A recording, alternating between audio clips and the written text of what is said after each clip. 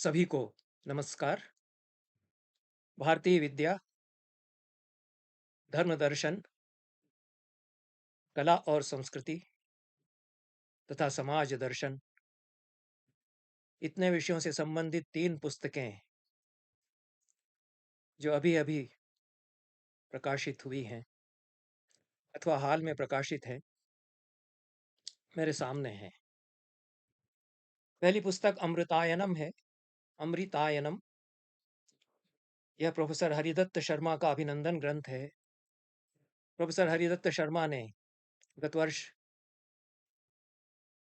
75 वर्ष पूरे किए अपने जीवन के। अमृत महोत्सव उनका आरंभ हुआ है। अमृतकाल है उनके जीवन का यह, और वास्तविक अमृतकाल यही है। जिसे अमृतकाल कहा जा रहा है वह अमृतकाल है या नहीं, यह तो विचारणीय प्रश्न है। पर अमृतायनम यह उनके शिष्यों ने, सुयोग्य शिष्यों ने, जो अपने आप में हमारे समय के जाने पहचाने विद्वान भी हैं, संपादित करके उनके सम्मान में यह ग्रंथ लगभग 800 पृष्ठों का उनको समर्पित किया है। अमृतायनम यह उचित ही इसका नाम रखा गया है। राका प्रकाशन इलाहाबाद से, प्रयागराज से यह प्रकाशित हुआ है। राका प्रकाशन प्रतिष्ठित प्रकाशन है, जाने माने प्रकाशक हैं, और इसके पहले उन्होंने अच्छी किताबें भी छापी हैं। गोविंद चंद पांडे की, की कतिपय पुस्तकें उनके यहाँ से प्रकाशित हुई हैं। समुद्र संगम दारा शुकोह का जगन्नाथ पाठक के अनुवाद सहित उन्होंने प्रकाशित किया है। अच्छे कार्य किए हैं। यह पुस्तक उन्होंने प्रकाशित की है। राका प्रकाशन 40A, मोतीलाल नेहरू रोड, प्रयागराज 211-002 यह उनका पता है। 1200 रुपये मात्र इस पुस्तक का दाम है। और इसके संपादक हैं प्रोफेसर जनार्दन प्रसाद पांडे मणि, जो संस्कृत के कवि के रूप में भी जाने जाते हैं। साहित्य अकादमी पुरस्कार उनको प्राप्त है। साहित्य के प्राध्यापक रहे हैं केंद्रीय संस्कृत विश्वविद्यालय में। और इसके सह संपादक हैं विनोद कुमार गुप्ता, ये भी प्रोफेसर हैं। डॉक्टर तरुण कुमार शर्मा, डॉक्टर अभिषेक कुमार त्रिपाठी और डॉक्टर सूर्यकांत त्रिपाठी।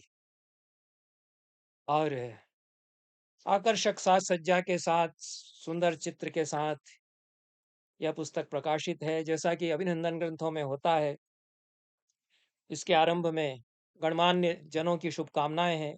अच्छी बात यह है कि नेताओं की, फला फला मुख्यमंत्री, फला फला राज्यपाल, फला फला, उनकी शुभकामनाएं नहीं है। क्यों लोग छापते हैं? किसी तरह जाके उनके ऑफिस में उनके लेटर पैड पे करवा लिया। कौन सा सम्मान आपका हो गया? किसी मुख्यमंत्री ने, उसको नाम तक याद कभी नहीं मालूम था, ना बाद में याद रहेगा। ऐसे व्यक्ति की क्यों शुभाशंसा ले ली?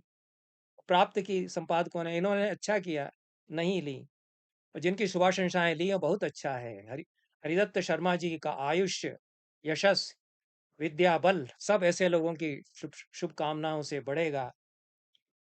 प्रोफेसर कमलेश दत्त त्रिपाठी की शुभाशंसा है। प्रोफेसर अभिराज राजेंद्र मिश्र की तो स्वाभाविक ही है कि वो नांदी वाक, पद्यात्मकाशिष, इन शीर्षकों से उन्होंने सुंदर पद्य अपने अंतेवासी, क्योंकि दोनों ही एक ही विश्वविद्यालय के छात्र रहे हैं, और अभिराज राजेंद्र मिश्र जी उनसे एक आध 2 वर्ष वरिष्ठ रहे हैं, सीनियर रहे हैं, दोनों का साथ भी रहा है। प्रोफेसर गंगाधर पंडा दुर्भाग्य से वो अब हमारे बीच नहीं है। उनका शिव संकल्प शीर्षक से उनकी शुभकामना है। गुड विशेष ये प्रोफेसर प्रफुल्ल कुमार मिश्रा, जो संस्कृत के सुकवि हैं, वो भी साहित्य अकादमी पुरस्कार से सम्मानित कवि हैं संस्कृत के, और दो दो विश्वविद्यालयों के कुलपति रहे हैं। प्रोफेसर श्रीनिवास वरखेड़ी, जो केंद्रीय संस्कृत विश्वविद्यालय दिल्ली के यशस्वी कुलपति हैं और हमारे समय के श्रेष्ठ पंडितों में से एक हैं, उनका शुभकामना संदेश है। प्रोफेसर मुरली मनोहर पाठक, जो बहुत अच्छे विद्वान हैं, और श्री लाल बहादुर शास्त्री राष्ट्रीय संस्कृत विश्वविद्यालय के सुयोग्य कुलपति हैं, उन्होंने नोनु ये महानतम इस शीर्षक से शुभकामना लिखी है। व्याकरण का पांडित्य उनका स्पष्ट है शीर्षक से ही। रविंद्र कुमार पंडा, जो ये भी साहित्य अकादमी पुरस्कारों से सम्मानित सुकवि, नाटककार, कथाकार संस्कृत के हैं और प्राध्यापक हैं। दर्शन शास्त्र के भी पंडित हैं, साहित्य शास्त्र के पंडित हैं। बड़ौदा विश्वविद्यालय में संस्कृत विभाग में प्राध्यापक हैं। उनका अंग्रेजी में शुभकामना संदेश है। डॉक्टर गौतम भाई पटेल, जो अहमदाबाद में रहते हैं, संस्कृत के सबसे वरिष्ठ, वयोवृद्ध, ज्ञानवृद्ध, विद्यावृद्ध गुणीजनों में से एक हैं। सर्वात्मना सिद्धिदम शीर्षक से उन्होंने संस्कृत में अपनी शुभकामना भेजी है। डॉक्टर सुद्युम्न आचार्य वरिष्ठ विद्वान हैं। उनके ग्रंथों की मैंने अपने व्याख्यानों में, जो इस चैनल पर उपलब्ध हैं, जिस पर आप सुन रहे हैं, मेरा यह वक्तव्य, उनकी अनेकत्र चर्चा मैंने की है। शुभाशंसनम शीर्षक से उनकी शुभकामना है। डॉक्टर श्रेयांश द्विवेदी, जो हरियाणा में संस्कृत विश्वविद्यालय में कुलपति रहे हैं, उनकी शुभकामना है। चित्रवीथी है, बहुत लंबी चित्रवीथी है और बड़ा अच्छा किया। हरिदत्त शर्मा का तो जीवन ऐसा रहा है कि कहाँ कहाँ वो नहीं घूमे हैं। विश्व के बहुत ही कम देश बचे होंगे जहाँ वो विद्या सम्मेलनों के लिए नहीं गए होंगे। वह संगोष्ठी पुरुष हैं। अंतर्राष्ट्रीय सम्मेलनों में उन्होंने दुनिया भर में जा जा करके भाग लिया है और अंतर्राष्ट्रीय संस्कृत सम्मेलनों में तो नियमित जाते रहे हैं। कालिदास समारोह में जो संगोष्ठियां होती हैं उज्जैन में, उनमें वो आते रहे हैं। प्राच्य विद्या सम्मेलन जो होता है, तो सबसे बड़ा सम्मेलन है भारत का, उसमें वो नियमित रूप से आते जाते रहे हैं। वहाँ के कुछ सेक्शंस के वो प्रेसिडेंट भी रहे हैं। तो विद्या जीवन उनका सुदीर्घ रहा है। अनेक विद्वानों के साथ उनके चित्र, वो सब उन्होंने उसमें प्रकाशित किए। हरिदत्त वृत्तम शीर्षक से लंबा इसमें वृत्त है उनके जीवन का। ये अच्छा किया कि जो विद्या जीवन है एक विद्वान का, वह सुरक्षित रख लिया गया है यहाँ से। और यह लंबा उनका जीवन है, उनके सारे कार्यों का भी विवरण इसमें दिया गया है। अनेक पत्राचार भी उसमें हैं और यह दस्तावेज है बहुत अच्छा। परिश्रम किया है, अच्छा किया है इन्होंने, जिन लोगों ने संपादन किया है। और गुरु के प्रति जो ऋण है उसको उतारने का, उससे अनऋण होने का, यह बहुत ही अच्छा अ, उद्यम है इन लोगों का। मैं उनको बधाई देता हूँ। प्रशस्ति पत्र भी हैं अनेक उनके लिए। पुस्तकों में जो प्रस्तावनाएं हैं हरिदत्त शर्मा की, उनका संग्रह इसमें है और लंबा संग्रह है, लगभग 150 पृष्ठों में, उससे अधिक पृष्ठों में। वो अनुभव संस्मरण भाव व्यंजना, अनुभवा संस्मरणानि भाव व्यंजना, इस शीर्षक से संस्कृत में है और बहुत सुंदर वचन है, वचन पुष्प है हरिदत्त शर्मा के लिए। अंग्रेजी में भी हैं और उसमें जस्टिस सुधीर नारायण का लेख है। अच्छे गणमान्य विद्वानों के संस्मरण हैं। प्रोफेसर सदाशिव द्विवेदी, जो हमारे समय के मूर्धन्य आचार्य, संस्कृत के प्रकांड पंडित आचार्य रेवा प्रसाद द्विवेदी के सुयोग्य पुत्र हैं। उनका आचार्य श्री हरिदत्त शर्मणाम अभिनंदनम, इस शीर्षक से उनका संस्मरणात्मक लेख है। प्रोफेसर गिरिजा शंकर शास्त्री, जाने माने विद्वान हैं, उनका लेख है ज्योतिष शास्त्र के आलोक में हरिदत्त शर्मा।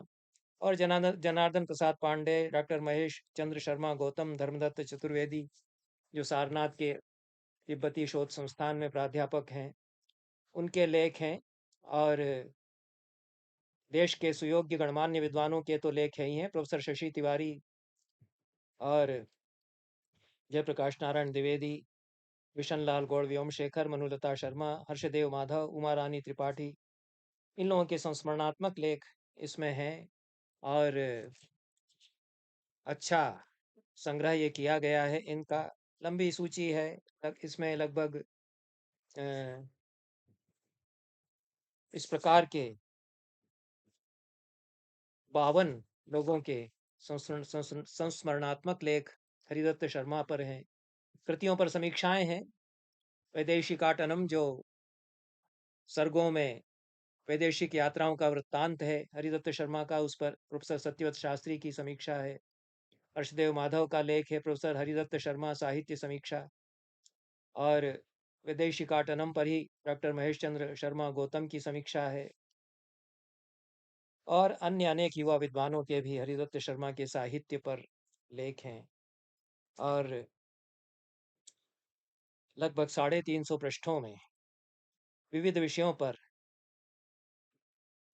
आधुनिक संस्कृत साहित्य, श्रीमद् भगवद गीता, राष्ट्र निर्माण में संस्कृत का योगदान, सांख्य योग दर्शन, नाटक स्वरूप विमर्श, वाल्मीकि रामायण आदि आदि विषयों पर अनेक लेख हैं। यह अनुसंधाताओं के लिए, शोधकर्ताओं के लिए, संस्कृत साहित्य के जिज्ञासुओं के लिए यह 350 पृष्ठों की सामग्री भी उपादेय हो सकती है। मैं पुनः बधाई देता हूँ इस संकलन के, संग्रह के, अभिनंदन ग्रंथ के संपादकों को।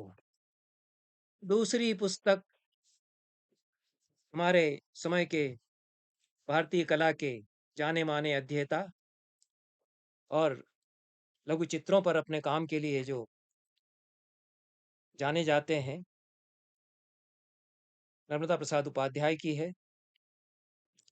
यह अच्छी पुस्तक है और एक नए क्षेत्र में उन्होंने पदार्पण भी इसके साथ किया है। यद्यपि कला संस्कृति से तो संबंध इस पुस्तक का है ही, चित्रकला का अध्ययन इसमें है ही, पर सामाजिक आर्थिक विकास और कला संस्कृति का पारस्परिक संबंध, इस विषय पर यह अच्छा ग्रंथ है। और 350 से अधिक इसमें पृष्ठ हैं। यह स्वराज संस्थान संचालनालय, संस्कृति विभाग मध्य प्रदेश के द्वारा प्रकाशित है। उन्हीं के द्वारा प्रदत्त शोध योजना के अंतर्गत यह किया हुआ कार्य भी है। और 2022 में इसका प्रथम संस्करण छिपा था। मुझे बहुत पहले प्राप्त हुई थी। अनेक पुस्तकें मैं बाद में देख पाता हूँ, पुस्तकें बहुत आती हैं। 500 रुपया इसका दाम है। और धर्मपाल शोधपीठ, स्वराज संस्थान संचालनालय, संस्कृति विभाग, मध्य प्रदेश शासन, रविंद्र भवन परिसर, भोपाल से यह प्रकाशित है। इसमें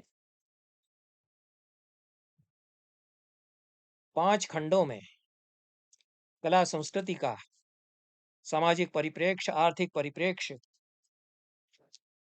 और सांस्कृतिक परिप्रेक्ष्य को समेटते हुए नर्मदा प्रसाद उपाध्याय जी ने निरूपण किया है। और कला का समाज से क्या संबंध है, सामाजिक चेतना किस प्रकार से प्रभावित करती है कला को, या समाज से अनुप्राणित होती हैं कलाएं, समाज को बदलती भी हैं। तो सामाजिक ताने बाने से कलाओं के संबंध पर पूरे भारतीय समाज के विकास के परिप्रेक्ष्य में विस्तार से इन्होंने विवेचन किया है। प्रथम खंड में अनेक अध्यायों में 8 अध्याय इसमें हैं। फिर आर्थिक परिप्रेक्ष्य और जो अर्थशास्त्रीय तंत्र है, वह कला का उससे क्या संबंध है, और इस पर गहरा अन्वेषण भी इन्होंने किया है। और प्राचीन काल से लगा करके आधुनिक काल तक इसका विस्तार है कि विभिन्न युगों में कला संस्कृति को, कला परंपराओं को, जो आर्थिक परिस्थितियां हैं, उन्होंने किस प्रकार से प्रभावित किया है, या उनका क्या अंतर्संबंध रहा है। और जो हमारी आर्थिक नीतियां रही हैं प्राचीन काल से लगा करके, अर्थशास्त्र के आलोक में, फिर मुगल काल में जो दस्तावेज हैं उनके आलोक में, और ब्रिटिश काल में जो अर्थव्यवस्था है उसका अनेक दस्तावेजों के आलोक में अध्ययन करते हुए पूरे आर्थिक परिप्रेक्ष्य का अध्ययन प्रस्तुत किया है। और फिर जो सांस्कृतिक विकास की धाराएं हैं हमारी, उनका तृतीय खंड में विहगावलोकन प्रस्तुत करते हुए भारतीय कला और सौंदर्य दृष्टि पर चतुर्थ खंड में विचार किया है। कला के भाव और अभिप्रायों का विचार किया है। और कला के अंतर्संबंधों पर अंतिम खंड में विचार किया है, जिसके अंतर्गत भारतीय लोक दृष्टि एवं कला दृष्टि, भारतीय कला की कतिपय विशिष्टताएं, भारतीय साहित्य और कला के अंतर्संबंध, मैं अंतर्संबंध ही कहता हूँ, अंतर संबंध में नहीं कहता हूँ, संगीत तथा उसके अंतरानुशासिक संबंध और परिणति मत अपने सारी निष्पत्तियों पर प्रकाश डालते हुए यह परिशिष्ट में बहुत महत्वपूर्ण विमर्श है। और कलात्मक गांधी और गांधी की कला, यह नर्मदा प्रसाद उपाध्याय जी ही कर सकते थे।